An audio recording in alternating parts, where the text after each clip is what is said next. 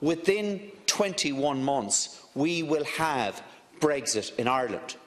And this is going to impact not just on importers and exporters, but it's going to impact on the small businesses right across the length and breadth of this country. They're not exporters.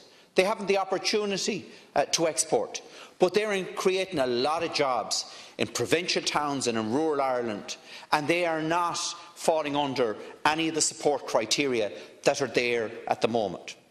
Now, Minister, we need to broaden the definition of the supports that are available through the local enterprise offices. The local enterprise offices themselves want to be able to assist these companies.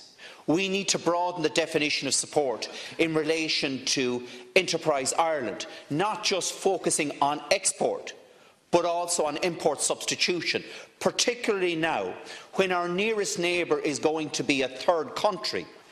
There are opportunities for import substitution for Irish companies to fill that void, and we need to do that. Sure, Deputy Naughten, that I am very much focusing on Indigenous Irish companies, and I'm very conscious that that they also need to be supported in terms of Brexit.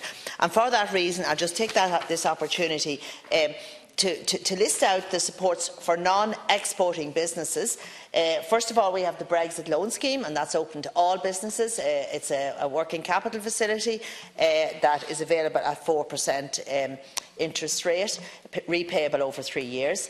In terms of Intertrade Ireland, they have a 2,250 start to plan voucher, and you don't have to be an exporter to get it. You can be an Indigenous Irish company, regardless of how many employees you have. You apply to them to get that. And yesterday I launched their Start to Act voucher that's available through Enterprise Ireland, and it's €5,650, and that's now available.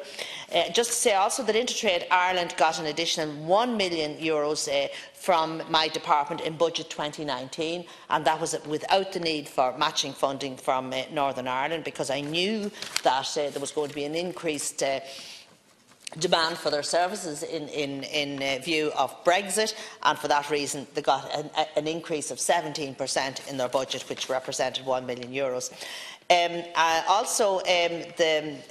They also have a complete suite of advisory services that's available to everybody, whether it's a tariff checker, it's online customs training. So for those that are importing, they can avail of that service from Intertrade Ireland. So there's a broad range of services there. In terms of the local enterprise offices, they're also marketing the Intertrade Ireland schemes.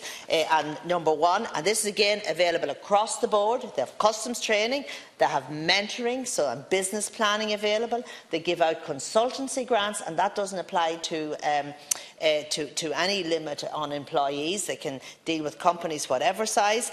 They do lean grants, they do innovation supports, that's vouchers, etc. So all of those supports are available through the local enterprise office, regardless of the number of employees a company has, and regardless of whether they're exporting or not.